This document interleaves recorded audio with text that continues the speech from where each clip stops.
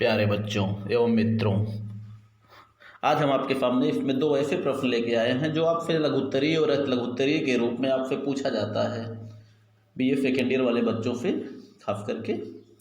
इसमें दो चीज़ें ऐसी हैं जो कि करंट होने के कारण आप लोग उसका उत्तर नहीं दे पाते। कभी कभी कुछ चीज़ें ऐसी होती हैं जो कि मालूम भी नहीं होती, लेकिन आपसे परीक्षा में पूछा गया है, इसलिए ये दो प्रश्नों का उत्तर हम आपको इस वीडियो के अंतर्गत दे रहे हैं।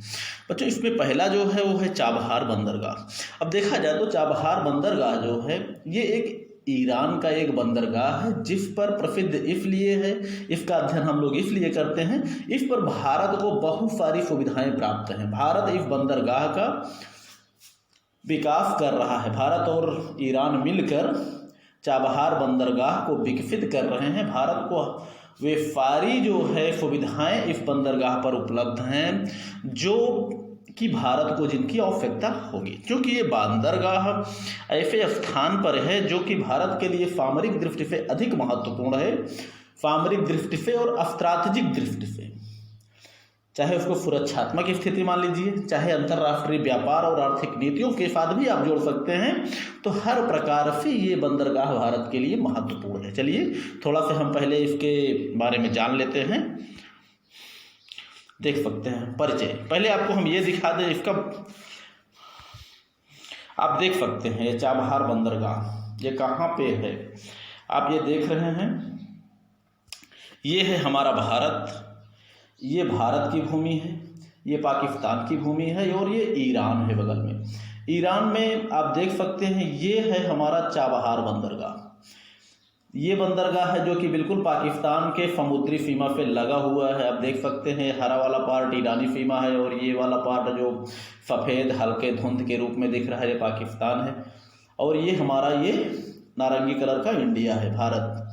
आप देख सकते हैं कि ये ऐसे स्थान पर ये बंदरगाह है जो पाकिस्तान से लगा हुआ है, और बिल्कुल इसी स्थान पर आप देख सकते हैं जहाँ इस समय हम चित्र बना रहे हैं, इसी स्थान पर, लगभग इसी स्थान पर पाकिस्तान का एक ऐसा बंदरगाह है जिसे हम लोग कहते हैं ग्वादर, जिसका विकास पाकिस्तान चीन की मदद से कर रहा है। एक प्रकार से ये सैनिक बंदरगाह के रूप में उसको विकसित कर रहा है, जहां पर चीन को सारी सुविधाएं प्राप्त होंगी जो कि यहाँ पर भारत को सुविधाएं चाबहार बंदरगाह पर मिलेंगी। इससे आप देख सकते हैं भारत सीधे जो है चाइना तक के भारत सीधे जो है ये हिंद महासागर के क्या बोलते हैं अरब सागर से होते हुए सीधे चाबहार बंदरगाह पर, और चाबहार बंदरगाह के रास्ते होकर बाई थल मार्ग अफगानिस्तान में सीधे प्रवेश कर सकता है। क्योंकि भारत और अफगानिस्तान के बीच की जो सीमा रेखा थी वो इस समय पाकिस्तान के अधीन है, इसलिए अफगानिस्तान तक डायरेक्ट पहुंच भारत के लिए संभव नहीं है, क्योंकि पाकिस्तानी क्षेत्र से होकर गुजरना पड़ता। ऐसी स्थिति में चलिए अब थोड़ा सा हम इसके बारे में दिखा देते हैं। ये है, आप जो देख सकते हैं, ये है चाबहार बंदरगाह। अब आप दूसरे जो है मैप पर नज़र डालिए, बिल्कुल इसी के बगल में आप देख सकते हैं यहाँ पर चाबहार, ये है पाकिस्तान, ये है इंडिया और ये है ईरान। देख सकते हैं ये है ईरान, ये है पाकिस्तान, ये है इंडिया। तो ईरान के बगल में यहाँ पर अभी हम लोग चाबहार बंदरगाह देखे, और आप देख सकते हैं पाकिस्तान में यहाँ पर ग्वादर बंदरगाह है, आप लोग देख रहे हैं, ये है ग्वादर बंदरगाह। तो एक प्रकार से सैनिक सुविधा के रूप में पाकिस्तान चीन को मुहैया करा रहा है, या चीन इसको जो है विकसित कर रहा है इस क्षेत्र में अपने प्रभाव को लेकर, अपना प्रभाव बढ़ाने के लिए, भारत पर अंकुश लगाने के लिए। तो चीन यहाँ पर अपना सैनिक अड्डे के रूप में इस बंदरगाह का विकास कर रहा है। चलिए हम सीधे अपने प्रश्न पर आते हैं।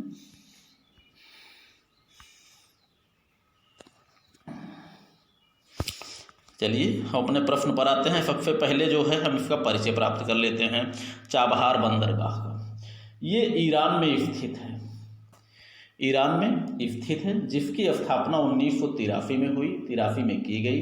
इसकी भूमि का क्षेत्र है 440 हेक्टेयर या 1100 एकड़। हिंद महासागर का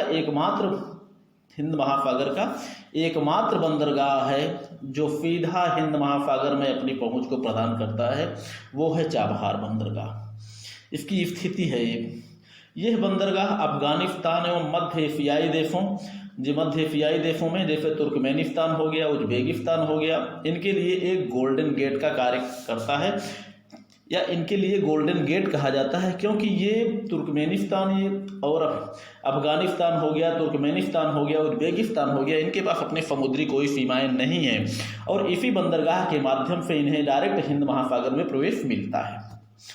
ठीक है, चलिए। और इसका भारत के लिए महत्व क्या है? भारत के लिए महत्व इसीलिए है कि भारत द्वारा इस बंदरगाह का विकास किया जा रहा है। पहली बात, बगैर किसी महत्व के कोई विकास करेगा नहीं, और भारत को प्रत्येक प्रकार की सुविधाएं इस बंदरगाह पर प्राप्त होंगी, और भारत के लिए सामरिक दृष्टि से ये अत्यंत महत्वपूर्ण है। और 2 मई 2016 में भारत, ईरान और अफगानिस्तान के बीच एक पारगमन समझौता हुआ, जिसके तहत त्रिपक्षीय ट्रांसपोर्ट कॉरिडोर बनाया जा रहा है। त्रिपक्षीय का मतलब भारत, ईरान, अफगानिस्तान। ऐसी स्थिति में भारत, ईरान, अफगानिस्तान दोनों में अपनी पहुंच बनाने के लिए, अर्थात या दोनों के लिए एक रास्ते के रूप में, चाहे अफगानिस्तान से ईरान होकर भारत में आया जा सकता है, या भारत से होकर सीधे ईरान के रास्ते यानी इसी चाबहार बंदरगाह से होकर ईरान के रास्ते अफगानिस्तान में पहुंचा जा सकता है। तो ये एक त्रिपक्षीय ट्रांसपोर्ट कॉरिडोर बनाया जा रहा है। त्रिपक्षीय ट्रांसपोर्ट कॉरिडोर बनाया जा रहा है। चीन और पाकिस्तान द्वारा विकसित एक ग्वादर बंदरगाह है, इसके विकल्प के रूप में भी प्रयोग हो सकता है इस चाबहार बंदरगाह का। ठीक है बच्चों, हालांकि प्रश्न का उत्तर देने के लिए आपके लिए पर्याप्त है यही है कि आप इतना याद रखिए कि चाबहार बंदरगाह जो कि ईरान में है, इस पर भारत को हर प्रकार की सुविधाएं प्राप्त है। भारत वहां पर अपनी हर प्रकार की गतिविधियां चला सकता है, चाहे वो व्यापारिक हो, चाहे सैनिक हो, चाहे जो भी हो। ठीक है, आप इतना याद रखेंगे तो 1 नंबर के या 2 नंबर के प्रश्न में आप 50 शब्दों में अपनी भाषाओं में आप लिख सकते हैं। चलिए अब देखिए, और अगला उसमें उसको और लाभ क्या है, string of pearls. String of pearls की जो नीति है ये चाइना की है, और इसी नीति के तहत ध्यान दीजिएगा, अगर कभी आप लोगों से आ जाए स्ट्रिंग ऑफ पर्ल्स क्या है, तो ये चाइना की एक ऐसी नीति है जिसके तहत चीन भारत को चारों ओर से घेरने का प्रयास कर रहा है, और इसी स्ट्रिंग ऑफ पर्ल्स की नीति के विकल्प के रूप में चाबहार बंदरगाह का प्रयोग हो सकता है भारत के पक्ष में। इससे भारत सीधे अफगानिस्तान तक अपनी पहुंच बना सकता है। ठीक है, चलिए आगे पढ़ते हैं हम लोग। अब दूसरा प्रश्न है, दूसरे प्रश्न के रूप में आप लोगों से प्रश्न में पूछा जाता है तालिबान आंदोलन। तालिबान आंदोलन क्या है? चलिए सबसे पहले इसके बारे में, तालिबान आंदोलन समझ लीजिए कि अफगानिस्तान में एक आतंकवादियों का राज्य, अफगानिस्तान में जैसे कुछ भूभाग पर कब्जा करके तालिबान के नाम से आतंकवादियों का एक ऐसा राज्य जहां पर सीधे तौर पर इस्लामिक कट्टरपंथ और इस्लामिक कानून को ही वरीयता प्राप्त थी, या वही वहां पर कानून चलता था, तो उसे हम लोग कहते हैं तालिबान आंदोलन। हालांकि इस समय ये तालिबान आंदोलन नहीं, ना तो तालिबान राष्ट्र है और ना तालिबान आंदोलन है, क्योंकि तालिबान को कुछ आतंकवादी किस्म के राष्ट्रों ने ही मान्यता दी है, बाकी और किसी ने भी मान्यता इनको नहीं दी। तालिबान आंदोलन एक प्रकार से जैसे कहा जाता है आतंकवादियों का राज्य, आतंकी राज्य माना जाता है इन्हें, जहां पर शरीयत ही कानून होती है, अर्थात इस्लामिक शरीयत, जहाँ से सीधे फतवा जारी होता है, और इस्लामिक कानून के आधार के अंतर्गत महिलाओं को इतना बंदिश में रखा जाता है तो बेचारी अपना सर भी नहीं निकाल कर कभी जी सकती, अपना चेहरा भी नहीं देख सकती, हाथ पांव तक उनका बाहर से दिख जाए तो उनको इतनी कठोर यातना दी जाती थी। अभी हम लोग इसके बारे में हम लोग पढ़ेंगे।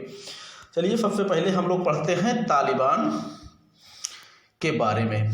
तालिबान जो है ये पश्तो भाषा का शब्द है। पश्तो का मतलब बच्चों वही पश्तूनी भाषा, पश्तून एक जाति होती है, एक पश्तून एक, तालिबान पश्तो भाषा का शब्द है जिसका अर्थ होता है इस्लामिक कट्टरपंथ की विचारधारा पर यकीन करने वाले ये छात्रों का संगठन था, छात्रों को कहा जाता है तालिबान। ये एक प्रकार से इस्लामिक कट्टरपंथी आंदोलन था, इसकी सदस्यता जो है पाकिस्तान और अफगानिस्तान के मदरसों में पढ़ने वाले छात्रों को ही मिलती थी। क्यों मिलती थी?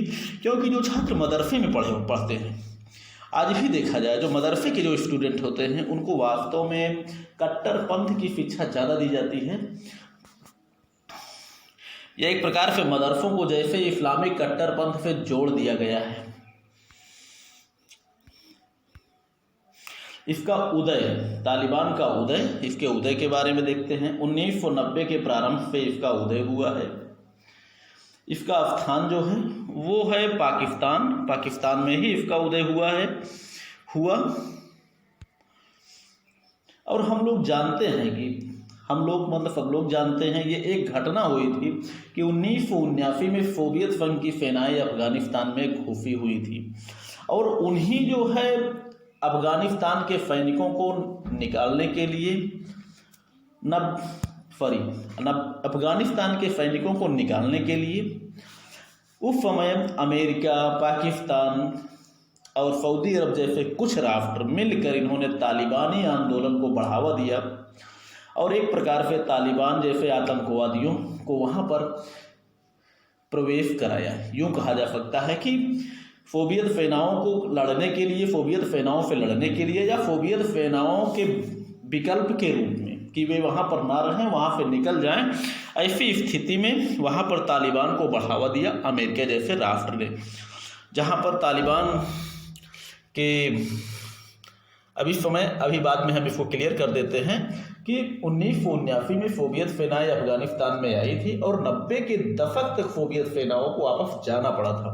और 90 के दशक में जब सोवियत सेनाएं वापस जाने लगी, उसी समय तालिबान अफगानिस्तान में अपनी जड़ें जमा रहा था, क्योंकि उसका उद्देश्य समाप्त हो गया था।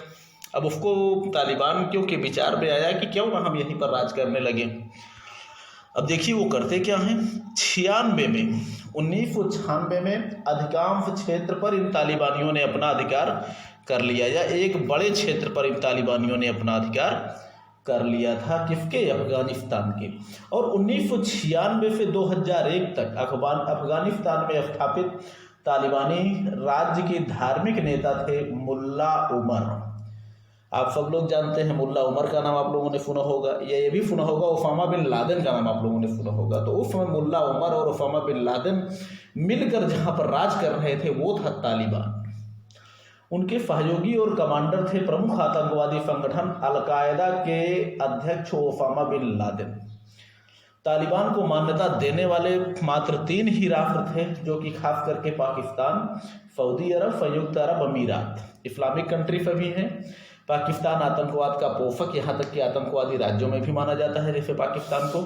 और ओसामा बिन लादेन द्वारा अमेरिका में आतंकवादी हमले के कारण अमेरिका ने तालिबान को ध्वस्त कर दिया। एक समय था कि अमेरिका ने ही तालिबान को जन्म दिया। ओसामा बिन लादेन जैसे नेताओं को, ओसामा बिन लादेन जैसे आतंकवादियों को सोवियत संघ के विरुद्ध इनका प्रयोग किया था, इनको जन्म देकर, जिसमें हथियारों की सप्लाई अमेरिका ने की थी, प्रशिक्षण पाकिस्तान ने दिया था और सारी धन दौलत जो खर्च हुआ था वो शायद सऊदी अरब ने दिया था।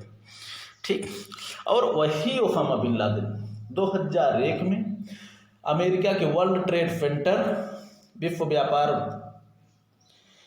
व्यापार संगठन का केंद्र और पेंटागन, दोनों को में ओसामा बिन लादेन ने ध्वस्त कर दिया। उसने ध्वस्त कर दिया। जैसे ही उसने इसको ध्वस्त कर दिया, वैसे अमेरिका ने भी तालिबान राज्य को ध्वस्त कर दिया। यानी 96 से लेकर मात्र 2001 तक ये तालिबानी राज्य अफगानिस्तान में चला और उसी बीच में ओसामा बिन लादेन और मुल्ला उमर वहां पर राज करते रहे तालिबान नाम के राज्य पर। ठीक है।